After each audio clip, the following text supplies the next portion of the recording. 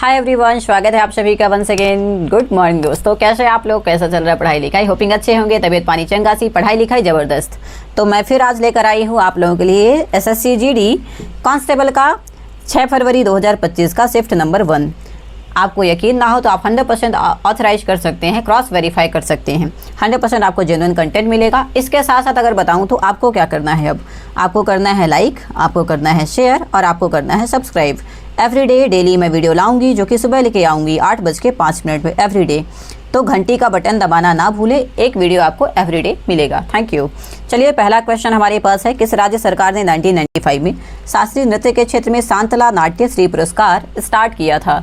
Which state government started the Shantala Natyashree award in 1995 in the field of classical dance? Assam है, आंध्रा है, तमिलनाडु या फिर कर्नाटका?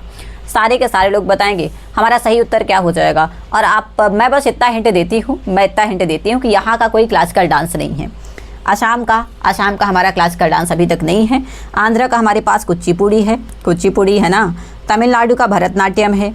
और कर्नाटका का भी कोई भी ऐसा हमारा क्लासिकल डांस नहीं है। आंसर हमारा जो रहेगा वो रहेगा कर्नाटका सरकार ने 1995 में शांतला नाट्यश्री पुरस्कार को ये अवार्ड चालू किया है। ठीक है, thank you. Next question, so answer is here, चौथा नंबर। आगे बढ़ेंगे, क्वेश्चन नंबर 2। रोप्पी किस राज्य का एक लोकप्रिय लोक नृत्य है?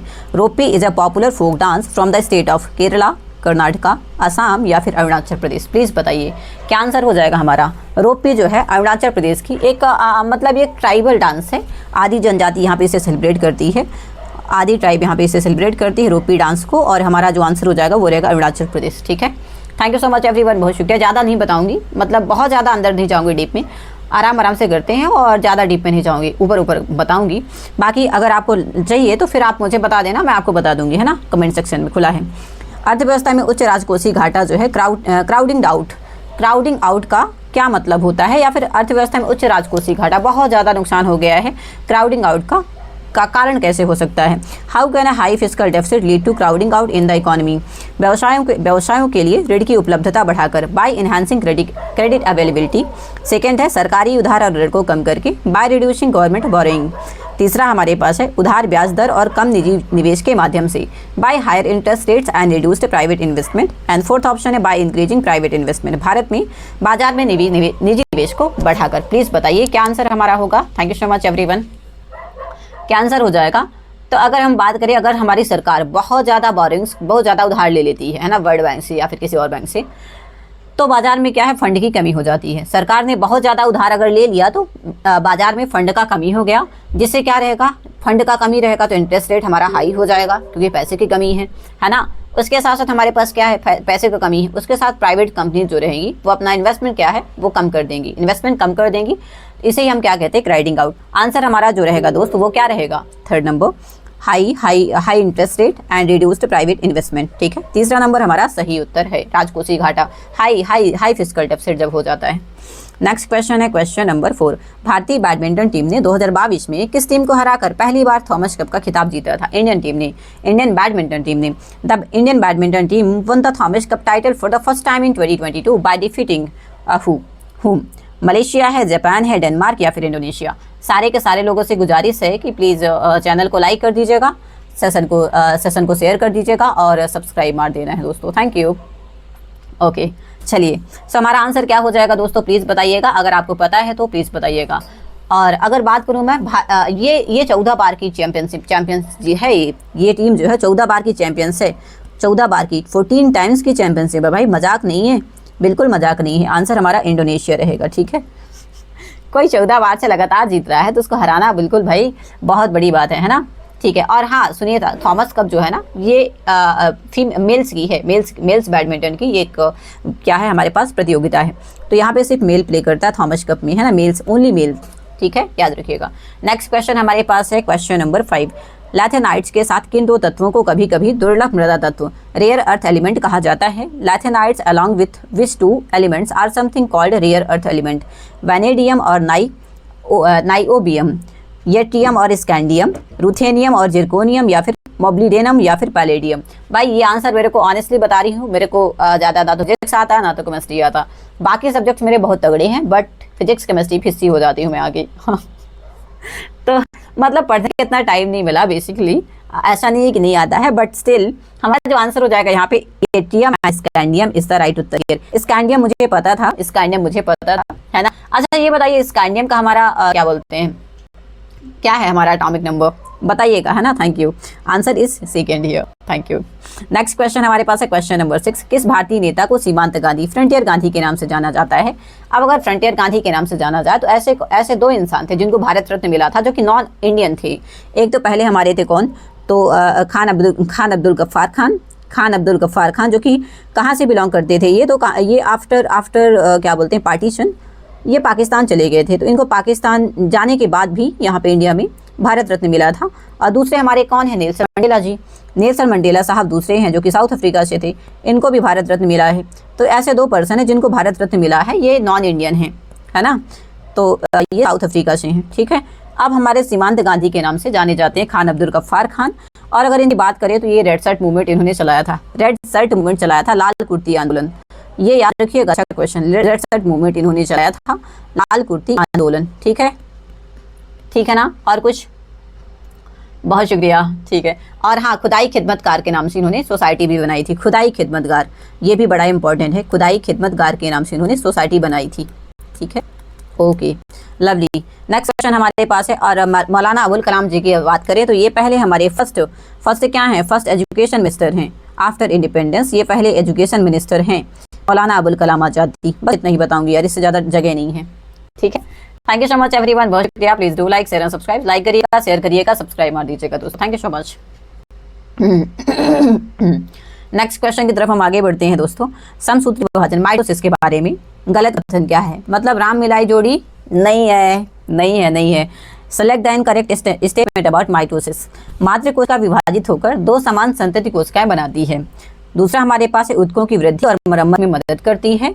तीसरा, संतत कोशिकाओं में गुणसूत्री की संख्या मातृ कोशिका की संख्या से आधी होती है एंड कोशिकाएं वृद्धि के लिए विभाजित होती है। सो सॉरी दोस्तों, सो सॉरी, एक्चुअली क्या था, मैं इसमें क्या बोलते हैं बायोलॉजिकल नहीं आ पाया ऑप्शन, बट स्टिल हमारा जो आंसर रहेगा भाई कि हमारा जो संतति कोशिका है वहाँ पे गुणसूत्र जो रहेंगे हमारे वो रहेंगे, वो क्या होते हैं, आधे हो जाएंगे, है ना, मातृ कोशिका से आधे हो जाएंगे। तो आंसर हमारा सी रहेगा।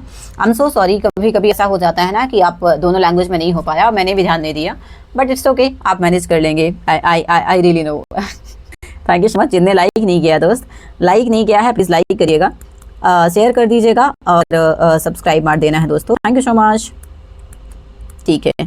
Next question we have, next question 8। कौन सा मौर्य पुरातात्विक स्थल लकड़ी के घेरे वुडन पैलिसेड के अवशेषों से संबंधित है। Which Maurya archaeological site is associated with the remains of wooden palisade. Bhita है, मथुरा है, तक्षशिला या फिर बुलंदी बाग। अच्छा क्वेश्चन है, बहुत अच्छा क्वेश्चन है, बताइएगा।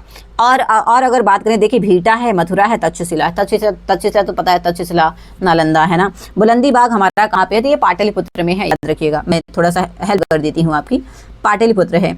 आप बता दो भाई, अब बन ही जाएगा, है ना। पहली साइड जो है हमारे पास यहाँ अवशेष मिले हैं, और पाटलिपुत्र में पाटलिपुत्र का जो वर्णन है मेगास्थनीज ने अपनी किताब इंडिका में भी लिखा है, मेगास्थनीज ने, है ना। अब ये बताना है मेगास्थनीज भाई कहाँ का यात्री था, कौन सा ट्रैवलर था। इसकी किताब थी इंडिका, जिसने बताया कि इंडियन सोसाइटी को 7 पार्ट में बांटा, इंडियन सोसाइटी को इसने 7 पार्ट में बांटा है, 7 पार्ट में। आंसर जो रहेगा हमारा बुलंदी बाग या फिर पाटलिपुत्र, चौथा number is the right Uttar here. आपने नहीं देखा होगा तो बताइएगा, है ना। और बाकी प्लीज चैनल को लाइक शेयर एंड सब्सक्राइब करते रहना है, घंटी का बटन दबा देना है ताकि आपको प्रॉपर नोटिफिकेशन मिलता रहे। आगे बढ़ेंगे क्वेश्चन नंबर 9। भारत के संविधान का कौन सा आर्टिकल मौलिक अधिकार देता है।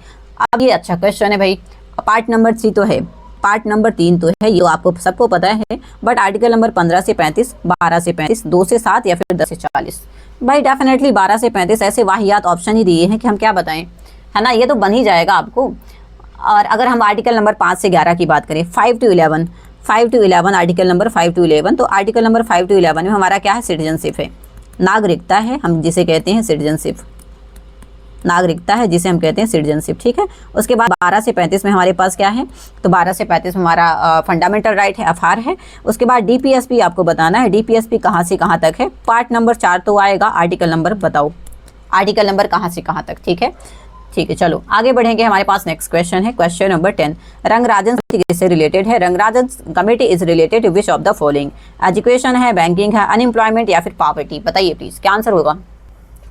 रंगराजन समिति, और रंगराजन समिति की बात करें, देखिए रघुराम राजन रंगराजन समिति 2012 की बात हो रही है, 2012 की बात हो रही है, 2012 की बात हो रही है। और 2012 की बात करें, देखिए पावर्टी हो सकता है, बैंकिंग नहीं होगा, शिक्षा नहीं होगा।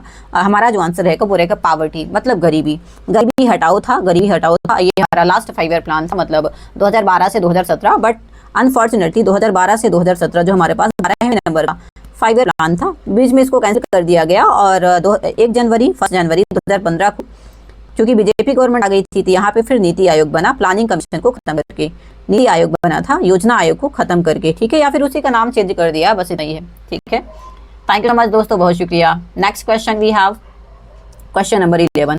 अब भारत में प्लानिंग का मुख्य उद्देश्य क्या है? What was the central objective of planning in India? निजीकरण की प्रक्रिया, to initiate a process of privatisation, विकास की प्रक्रिया शुरू करना, to initiate a process of development, third है to follow British culture, and fourth option to initiate uniqueness. बताइएगा नियोजन, प्लानिंग का क्या मतलब है यहाँ पे? अब देखिए अगर प्राइवेटाइजेशन की बात करें, प्राइवेटाइजेशन की अगर हम बात करें तो हमारा प्राइवेटाइजेशन कब आया था? 1991 में, 1991 में आ चुका था, है ना। यहाँ पे एलपीजी आया था, लिबरलाइजेशन, प्राइवेटाइजेशन और ग्लोबलाइजेशन, उदारीकरण, निजीकरण और वैश्वीकरण, 3 चीजें आई थी, है ना।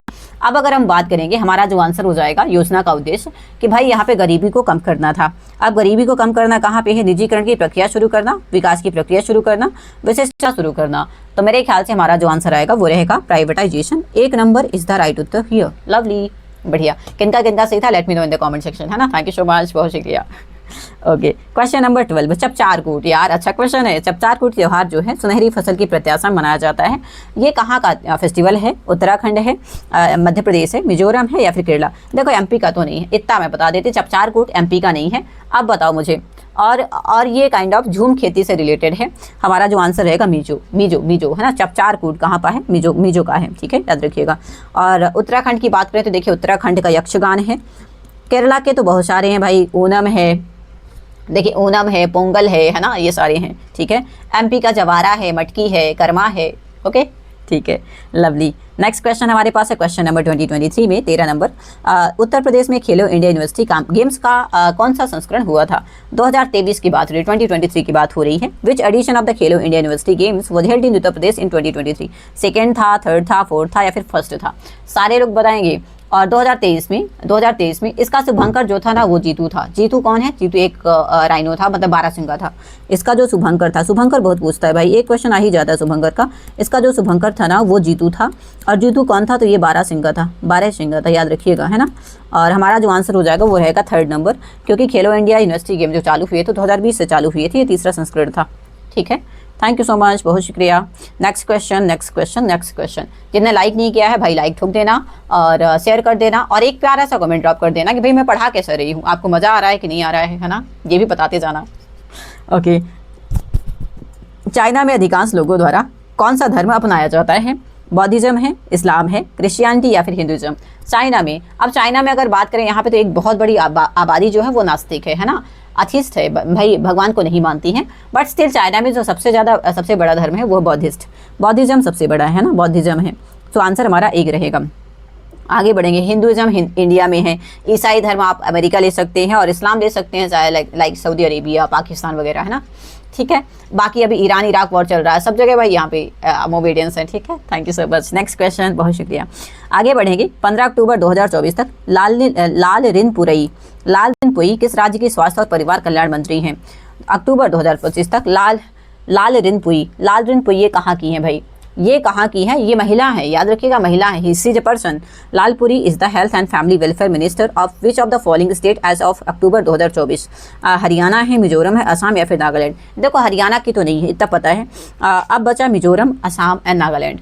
सारे के सारे लोग आंसर करेंगे। और अगर बात करूँ ना, इनका जो पार्टी था वो ZPM पार्टी है। कौन सा पार्टी है? ZPM party. और ये बिलोंग करती है कहाँ से? मिजो से, मतलब मिजोरम से, ठीक है। तो आंसर हमारा second is the right Uttar here. पहली महिला कैबिनेट मंत्री रही हैं ये। क्वेश्चन नंबर 16 है। अच्छा हाँ सुनिए, आप एक लाइव मुक बड़ी ढूंढ रहे हैं, जो कि मेरा दूसरा चैनल है विराट विजन के नाम से। उस चैनल में मैं क्या करती हूँ, उस चैनल में मैं लाइव मुक टेस्ट करवा रही हूँ। कौन सा लाइव मुक टेस्ट करवा रही? तो SSC सीजीएल से रिलेटेड। SSC सीजीएल अभी मेरे पास जो मैं मुक करवा रही हूँ वो 15 तारीख का 15 सितंबर 2025 का मॉक टेस्ट मैं करवा रही हूँ लाइव, जिसमें से मैथ्स भी करवा रही हूँ मैं। मैथ्स है, जीके है, इंग्लिश है, रीजनिंग है, सारे सब्जेक्ट्स मैं ले रही हूँ। टाइमिंग मैं बता देती हूँ आपको, 9:05 से लेके 11 बजे तक एवरी डे।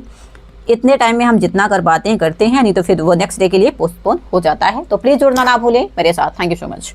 हमारे पास है रामनाथ वी राघवन, निम्नलिखित में से किस संगीत वाद्य यंत्र से जुड़े हुए हैं? रामनाथ वी राघवन जो है was associated with which of the following musical instrument? Nadaswaram से, ढोलक से, सारंगी या फिर मृदंगम? सारे के सारे लोग बताएंगे, सारे के सारे लोग बताएंगे। क्या आंसर हो जाएगा? क्या इसका आंसर आप दोगे मुझे? प्लीज़ दे देना, अगर आपको पता हो तो प्लीज़ दीजिए, नहीं तो फिर मैं बताऊंगी कमेंट सेक्शन में। नेक्स्ट क्वेश्चन हमारे पास है, किस 5 ईयर प्लान को महलनोबिस मॉडल कहा जाता है? भाई ये क्वेश्चन पूछने वाला नहीं है। पहला हमारे पास पहला जो है हेरोड-डोमर मॉडल, हेरोड-डोमर मॉडल है ना, मैं पूरा लिख लेती हूँ। हेरोड-डोमर मॉडल है पहला वाला जो मॉडल है। 7वां मॉडल क्या है? 7वां मॉडल इसका कोई मॉडल नहीं था। चौथा वाला जो था जरूर डीपी धर मॉडल था, डीपी धर मॉडल था। इतना ज़्यादा मत याद रखिए, डीपी धर मॉडल था। चौथा तक याद रखिए, 5वां याद रख लीजिए, है ना। तीसरा हमारे पास थर्ड जो मॉडल था वो था हमारा सुखमय चक्रवर्ती मॉडल। क्या था? सुखमय चक्रवर्ती मॉडल, ठीक है। तो इनको भी याद रखिएगा, सुखमय चक्रवर्ती मॉडल, जो कि एक फेल हो गया था, ये फेल हो गया था, तो ये भी था तीसरे नंबर का, ठीक है। आंसर हमारा जो रहेगा पीसी महलनोबिस मॉडल, सेकेंड है, 1956 से लेकर 1961 तक, ठीक है। ये 5 ईयर प्लान था। आगे बढ़ूंगी, इससे ज़्यादा नहीं बताऊंगी यार, इससे ज़्यादा नहीं बताऊंगी, है ना। और ये हैवी इंडस्ट्री के लिए था, हैवी इंडस्ट्री, स्टील प्लांट यहीं पे लगे थे, Bhilai, Durgapur, Rourkela. Okay, question number 18, किस संवैधानिक संशोधन अधिनियम ने राज्य वित्त आयोग स्टेट फाइनेंस कमीशन का गठन किया था? विच of the following constitutional amendment act constituted the state finance commission 73rd, 74, 75 या फिर 76? बताइएगा। अच्छा क्वेश्चन है और ये थोड़ा सा कंफ्यूजिंग क्वेश्चन हो सकता है। अब अगर बात करें ना, यहाँ पे हमारे पास ग्रामीण स्थानीय निकायों की बात हो रही है, स्टेट फाइनेंस कमीशन की ग्रामीण स्थानीय निकायों की बात हो रही है, तो आंसर जो रहेगा वो रहेगा 73rd, 73वां नंबर वाला है आंसर जो रहेगा 1 नंबर। और यहीं से ग्राम पंचायत और ग्राम पंचायत म्यूनसिपालिटी का उदय हुआ था, ठीक है। आगे बढ़ जाऊँ मैं, बता दीजिएगा। और अभी आपको बताना है कि गांवों में जो सरपंच का चुनाव होता है, प्रधान का चुनाव होता है, शहरों में जो म्यूनसिपालिटी का चुनाव होता है, वो कौन ऑर्गेनाइज करवाता है? इस क्वेश्चन का आंसर देना आपको कमेंट सेक्शन में। थैंक यू सो मच, बहुत शुक्रिया। नेक्स्ट क्वेश्चन, अब ये सेकेंड लास्ट क्वेश्चन होने वाला है। 15वीं कृषि नेतृत्व पुरस्कार समिति के अनुसार 2024 में खेती के लिए सबसे अच्छा भारतीय राज्य कौन सा है? पंजाब है, हरियाणा है, Maharashtra, Gujarat? Which is the best Indian state for farming in 2024 as per the 15th agriculture leadership award committee? बताइएगा, सबसे ज़्यादा भाई खेती कहाँ पे होती है? देखिए पंजाब हरियाणा दोनों आ गया है ना, पंजाब हरियाणा दोनों आ गया है। अब अगर बात करें खेती के पर्पज से, तो हरियाणा सबसे अभी टॉप पे चल रहा है ना, हरियाणा टॉप पे चल रहा है भाई। नेक्स्ट क्वेश्चन हमारे पास है, और ये पंजाब और हरियाणा, इनको ग्रीन रेवोल्यूशन से सबसे ज़्यादा फायदा हुआ था, हरित क्रांति से सबसे ज़्यादा फायदा हुआ था। लास्ट क्वेश्चन, पृथ्वी के वायुमंडल का वह क्षेत्र जहां मौसमी घटनाएं घटित होती हैं उसे क्या कहते हैं? है ना, फॉरकास्ट वगैरह। The region of earth atmosphere where weather events occur is known as the mesosphere है, ट्रोपोस्फेयर है, स्ट्रेटोस्फेयर या फिर एक्सोस्फेयर? देखिए अगर हम बात करें समताप मंडल में हमारा क्या है? स्ट्रेटोस्फेयर में हमारी ओजोन लेयर है। क्या है? ओजोन लेयर है। अब अगर बात करें मौसम संबंधी जानकारी, पानी आ रहा है, तूफान आ रहा है, ये सब हमें मिलता है ट्रोपोस्फेयर में। आंसर हमारा बी रहेगा, ट्रोपोस्फेयर में ये सारी चीज़ें हमें मिलती हैं। बाकी मौसम की पूरी घटना है, बादल कब आ रही है, बारिश कब आ रहा है, तूफान कब आ रहा है, ये सारी चीज़ें, ठीक है। बस आज का सेशन ओवर होता है। थैंक यू सो मच दोस्तों, बहुत शुक्रिया। आई होप आपको मज़ा आया होगा, और ना मज़ा आया हो तो पैसा दुगना वापस, है ना। Thank you. तो लाइक, शेयर और सब्सक्राइब करते हुए जाना। अगर आपको पीडीएफ चाहिए तो खुशी द बेस्ट मेरा टेलीग्राम चैनल है, 400 लोग लगभग जुड़ा हुआ है, आप भी जुड़ जाओ। चैनल का लिंक वैसे तो मैंने डिस्क्रिप्शन में दिया हुआ है, तो आप जाके वहाँ से डायरेक्ट क्लिक करके मेरे साथ जुड़ सकते हैं। Thank you so much everyone, all the best जिनका भी पेपर है दोस्त। थैंक यू सो मच, मिलते हैं नेक्स्ट वीडियो में, मतलब कल। तब तक के लिए शुक्रिया एवरीवन, हंसते रहिए, मुस्कुराते रहिए और पढ़ते रहिए। थैंक यू सो मच, बहुत शुक्रिया। Thank you, have a good day.